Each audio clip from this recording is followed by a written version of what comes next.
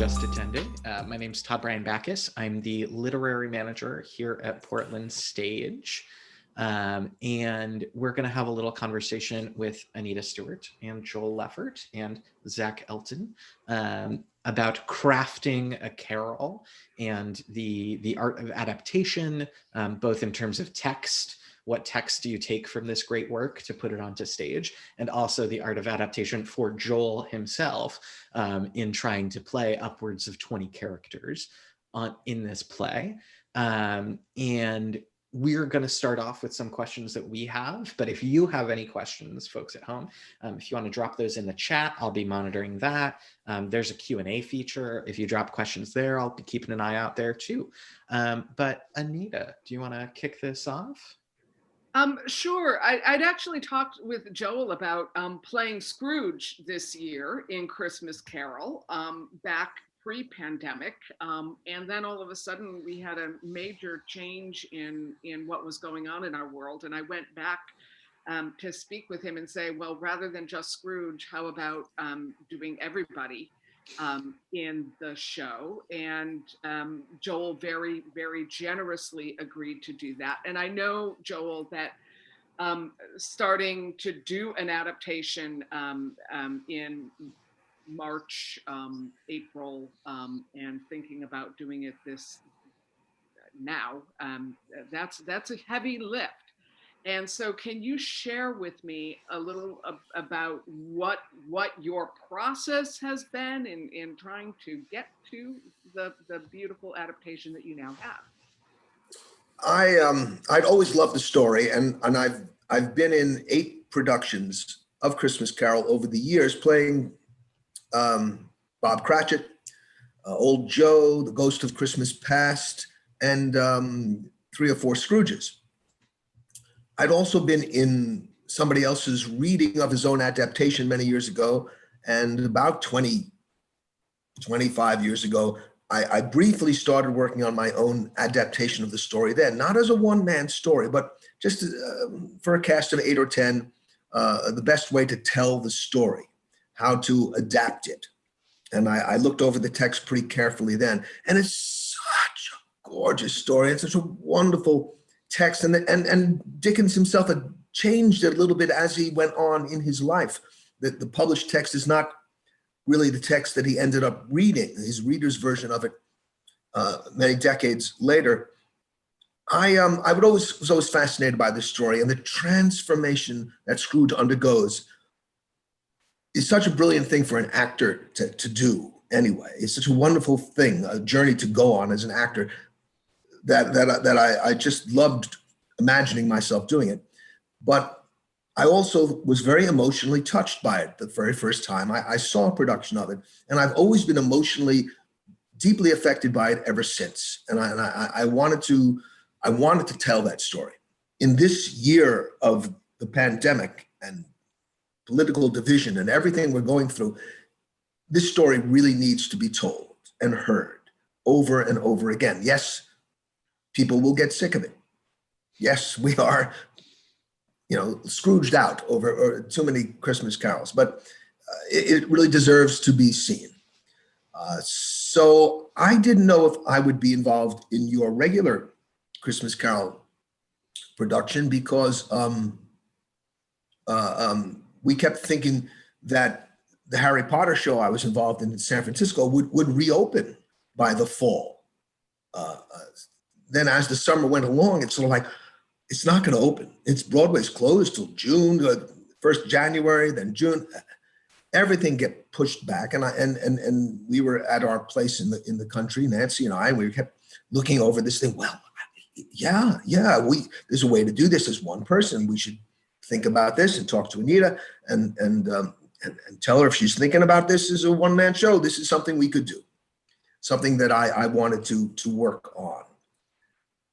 Long story, getting longer. I had seen Emlyn Williams do his own version that he toured with for many years, his one-man Dickens show, which used a lot of A Christmas Carol, I think, in his second act. I had seen Patrick Stewart's 2-hour standing at a lectern version of this story, and had heard his his subsequent audio version of it. And I talked to him about it. I had been Patrick Stewart's understudy, and I had talked to him about Christmas Carol at the time. And I was very affected by what they did, but it wasn't really quite the story I wanted to tell. I had loved our Portland stage version. And since this was what the audience remembered and would like to have a reference to, I thought if I'm going to adapt it, I would start from that, plus add my own ideas about what I've been working on for many decades. And I also took a good look at a reader's version of Christmas Carol that was published by Dickens House, a London imprint, a couple of decades ago, that I'd been given a copy of by Dickens' great-grandson, who autographed it for me. Maybe it was his great-great-grandson. What was his name? I have the autograph version somewhere that he had given to every member of the cast of a production of Christmas Carol that I was in Albany at the Palace Theater, a 3,000-seat theater, huge production with 30 people, and Wilford Brimley as Scrooge. That's another story. And I was the ghost of Christmas Past in that, and Old Joe. And this lovely old gentleman came from England with these copies of this text. It was a reader's version, different from the script we used in the show, but it was fascinating what they had decided to emphasize and what to leave out.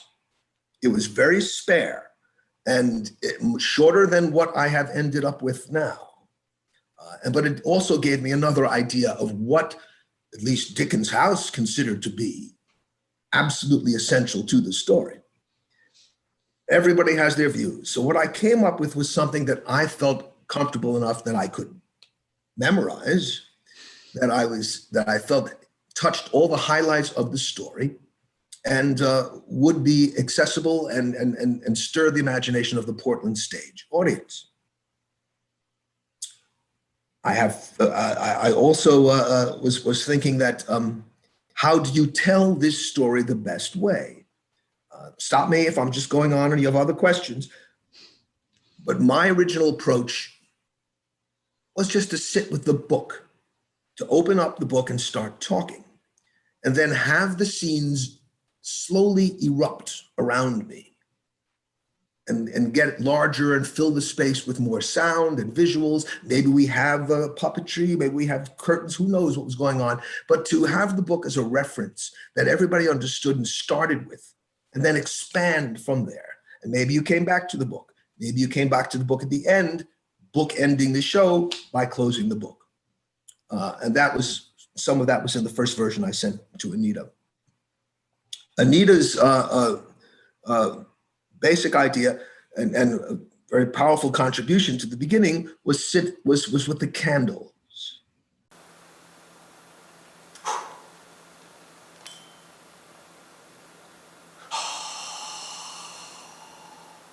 Marley was dead to begin with. There is no doubt whatever about that. And part of it, I think, came with the knowledge that we had to have 14 feet of distance between this actor who loves to get close to the audience and the first row of the theater. So she had these wonderful wax candles that are across the apron of the theater that are a divider, but also set the mood. Mm-hmm. We were both interested in creating a ghost story, and the candle as a bookend or as an opening and as something we come back to from time to time in the story, the blowing out of candles, the lighting of candles, the use of lighting to create a scary effect seemed like a great way to start the show. And that's where we started with rehearsals, by that beginning, coming in and lighting a candle. Mm-hmm. All those decisions have to be made, and that's what we came up with. I just need to share a little bit, Joel, that, yeah, you are absolutely right that the candles were there sort of to create a barrier, a no-fly zone for Joel. And he's absolutely the kind of actor that wants to be right down on the front of the apron, because in the rehearsal room, we had all this stuff down there, and he would find a way to weave himself through to get down. And it was like, Joel, you can't be here. You gotta be that way.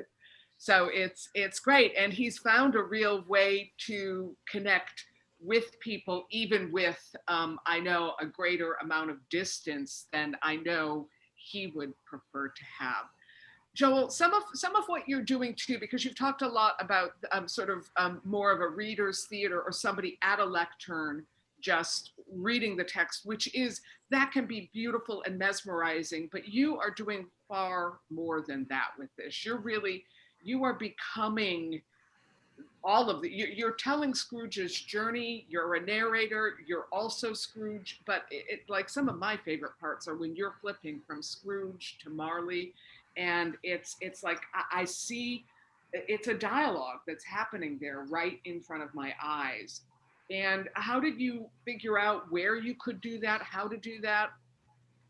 It evolved. I mean, the first version I think I sent to you of this script had no Scrooge speaks, Cratchit speaks. There's no differentiation of character, of who is speaking. I simply have quotation marks, one quotation mark, next quotation, next. The inference being that this is a different person speaking each time. How you become that person, how you differentiate, how the audience will follow you was something I knew we would work out in time. But I wanted to, and I also had initially so-and-so, the line of dialogue, he said, Scrooge said. I kept in quite a few of those, knowing that they would be cut in rehearsal when we would realize they weren't needed. How the audience will be focused on who is speaking and not get confused is an essential part of this. And we had to find that in rehearsal. Am I speaking out? My idea, at least even with the book thing, was everything is out. Everything is to the audience. I don't want to do, he said, I don't want to be, my neck will be killing me and the audience will know where to look.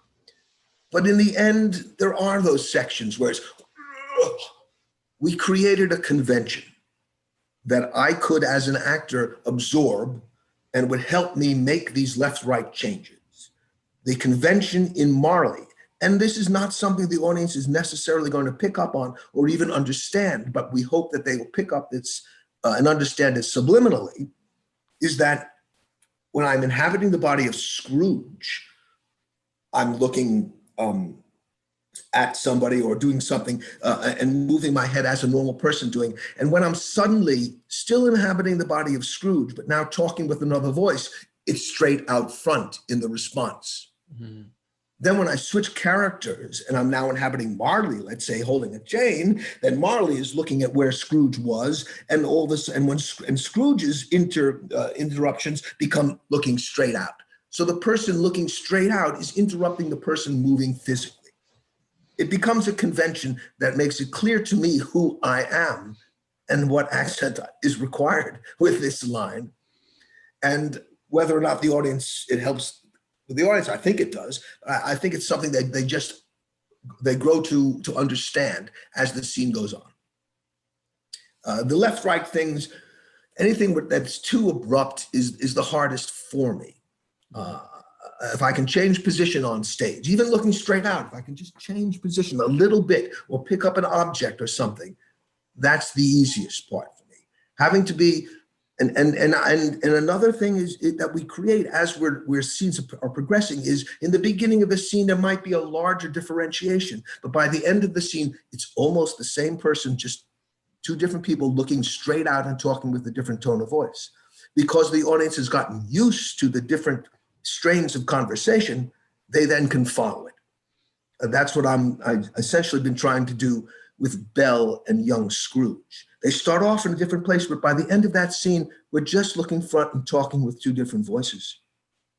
And theoretically, the audience follows. Totally. I'm just curious in terms of this being a one-person show, like our last show, Tally's Folly, was a two-person show, and that's very hard. It's all one scene, and you're relying on that other person to be your lifeline. And in many ways, you don't get to have that lifeline in this show. As an actor, what is it like for you being the only person you can count on stage? I have to trust myself. Mm-hmm. I have to like the person I'm talking to. No, even in Tally's Folly, which I've done, and is a wonderful play, Matt starts off talking to the audience, and the rest of the play is a flashback. It's a 90-minute, this is what happened. Feel my emotions and see what caused it. Understand it. And it ends, they circle around and come together in a beautiful moment at the end. I feel it's almost the same thing here. I'm telling a story, a scary story. We wink to the audience at various times in this show. It's a story. Narrator's voice, it's a story. He's dead. Listen to me. This is a story you're going to like. And then we jump into something. You get them aboard the train. And then it's not one person on stage playing all this and trusting myself. It's everybody in the audience that I'm playing with and to who become part of that journey. And I have to trust them and they have to trust me. And there is a connection. This is the hardest thing, is to do this show to a tiny audience or to no audience. The more people there are out there, the easier it is for me, because that's who I'm talking to. Mm-hmm. That's my other character. Well, and that's what's so hard in this time, because it's hard. There are small audiences and they're masked and they're all spread out. So it's that makes it harder as well. So for you, is that the biggest challenge with this? Maybe, besides learning all the lines, yeah, maybe. It is, any actor feeds on the energy of the audience. It's very important. In this, I just come to the show with a certain amount of energy. I know it's what it needs. I invest into it, and I hope they come along with me, whether there's 3 or 4 people or 30 or 40 at the end that I see. It's great. Anything at all, any reaction at all is something I can help to refill my little engine. But yeah, that is hard. Crowds. It's hard. It's hard to do it for yourself. I'm not doing it for myself. I'm doing it to tell this story and move people and show them, help them undergo the transformation that Scrooge undergoes. You know, Joel, when you're acting and you're thinking about the arcs of multiple characters, and you're responsible now for, say, again, I'll go back to Marley and the Scrooge, and who's acting on who and who's getting emotional when, and how are you driving a scene when you're now having to play multiple, you're both sides or multiple sides of. In learning the parts, I typed out each of the characters' own lines throughout the play. They're with eliminating everything in between. If they're in one scene at the beginning and one scene at the end, I just put all their lines together. So I would learn a voice and a purpose, a goal, an objective for these characters throughout. And that works to some degree. And then in working on the play, even now, every time I do it, I start to feel a little clearer what the through line is for Bob, or for the gentleman, or even for Scrooge, where he can resist his transformation, where it feels natural to not go along with it, where this left hand is going to understand eventually what the right hand is doing. It grows each time I do it, because it is so complicated, because there are so many moving parts that it will take time. I always knew it would take time to finally start to understand where they're all going as a whole. Awesome. Just another question about the adaptation process for both of you. Since both of you have adapted this text, because you kind of answered this a little bit before, Joel, so I'm interested in a little, like, what's a moment or a piece of text that you knew had to be in the play that's in the book?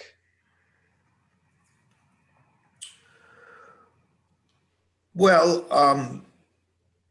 when besides the key lines that have to be repeated Hmm. by future, you have poorhouse, workhouses, and so forth. Important lines that are going to be repeated by characters.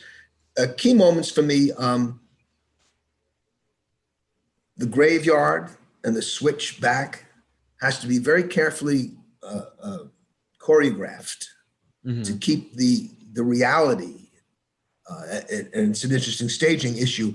He's at a graveyard, and then all of a sudden he's at his bed. How do you do that without overlarding the production with too much sets and too many props and things like that? Hmm. We really came up with some beautiful simplifying solutions for that in this production. In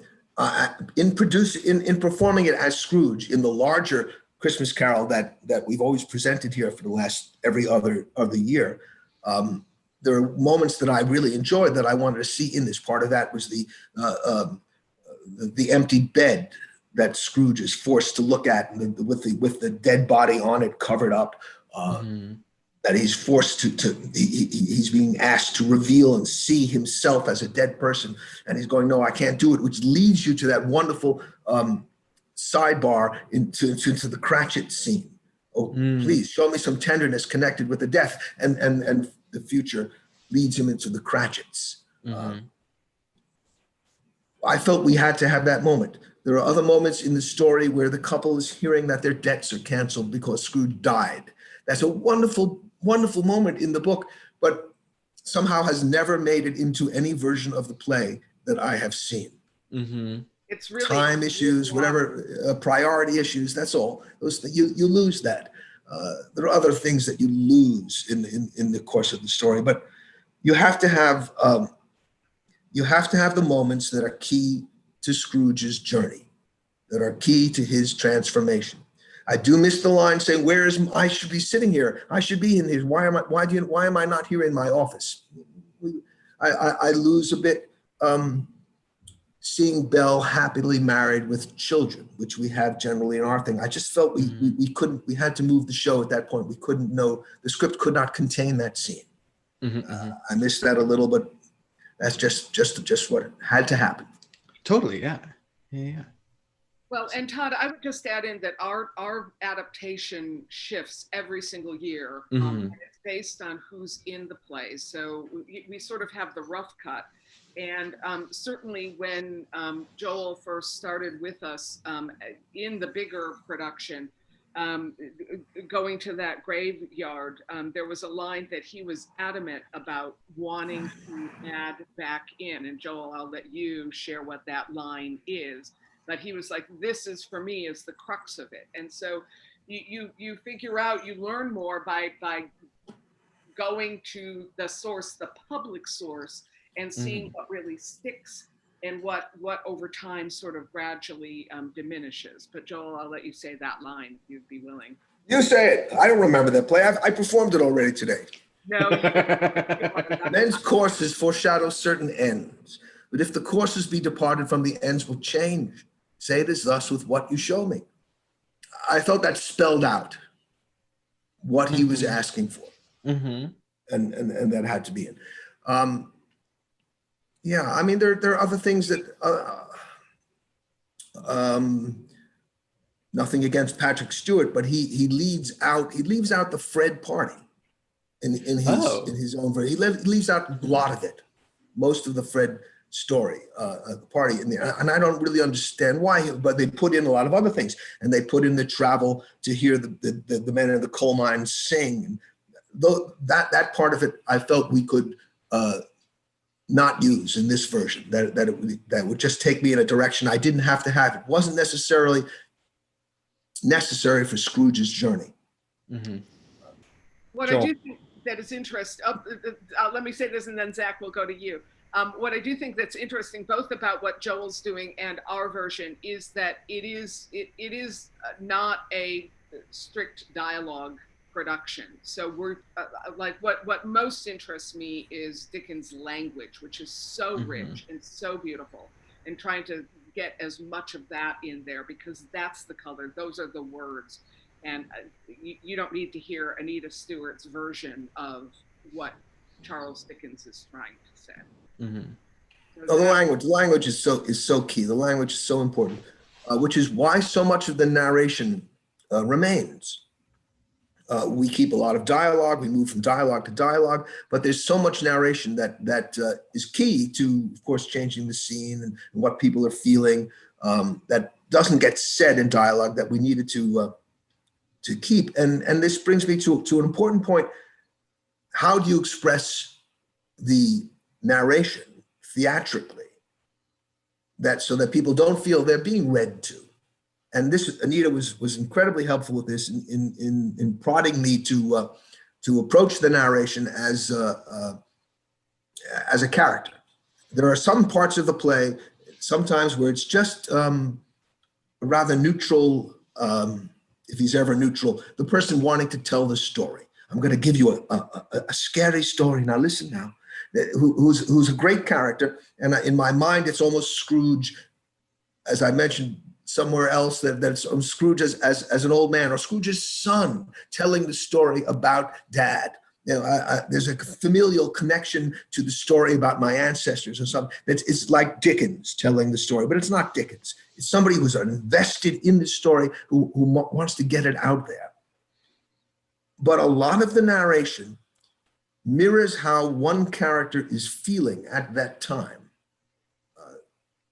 Big example is being for the first time the finger appeared to tremble.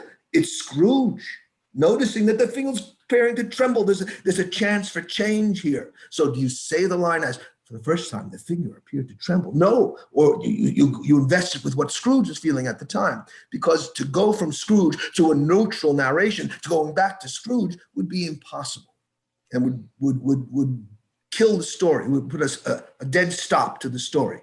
So you invest the narration from time to time, and actually it's turned out to be most of the time, with a character's point of view. A specific character who's going through something or is about to go through something. It's usually Scrooge. Joel, you've talked about Scrooge being the driving force of the show. And as the adapter, there's so much in the novel that is social commentary. Like those scenes that are left out really talk about the poor and wage gaps, and there's things about the church. And as the adapter, was like the social commentary, the social implications of what the story means in 2020, something that you thought about when adapting, or was it more of the action of Scrooge's journey? I thought about the social. I mean, Dickens is wonderfully observant, and he's also funny. A lot of his descriptions of things are just very humorous and light, sarcastic digs at the way people feel about people below them. You want to keep as much as you can, but in this 75-minute version, a lot of the descriptive passages and social narration had to drop.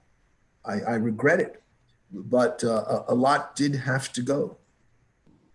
You know what's interesting to me, this year more than any other year, different parts of the text really resonate to me, and it's because of where we are. So the old Joe scene, you know, when they're unpacking the stuff, and I hope he didn't die of nothing catching.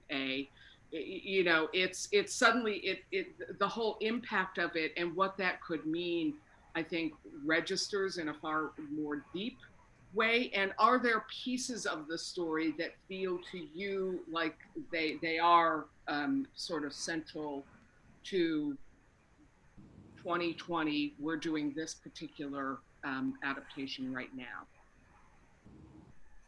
I think the story is so relevant that it should be read every day, you know, performed every day. But it comes down to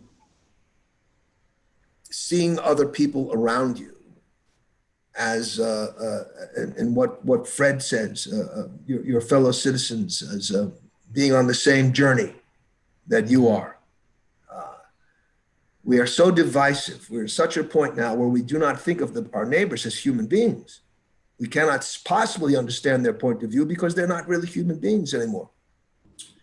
Fred has a natural affinity for the people around him, And Scrooge has lost that for whatever reason. And we leave in as much as we can about what that reason might be, but it's hinted at. Even Dickens really only hints at it in the end. We try to emphasize that what divides us is so minor compared to what connects us. And those are the parts of the story that we try to emphasize. Our common humanity. It's not to do with the clothes we're wearing. It's not to do with our social strata. It's to do with laughter. It's to do with feeling part of something larger than ourselves. It's Scrooge. Scrooge has to learn to break the walls that he has created that surround him, to live outside of those walls, to break them down, to not be the solitary oyster-like figure that he is, and to embrace the world around him. And that requires courage and acceptance. And this is what we need today. Beautifully said, Joel. Mm-hmm. So I want to go back one more question about acting, and that's No acting. There's no acting going on at all. No acting going on. No. I know, but there are 35 different characters up there, and how do you just track where you are and where it's going and keep the stamina, because it's you have a beautiful build and arc to this piece, but you don't ever get to rest. Yes. If we could put in a 10-minute intermission somewhere, I would, but it's not possible. So I've asked you to hide water in one of the beer mugs on stage so that I can drink it at that point and have a drink and take 3 seconds of air. I've tried to expand the snoring to give myself an extra second in Scrooge's chair.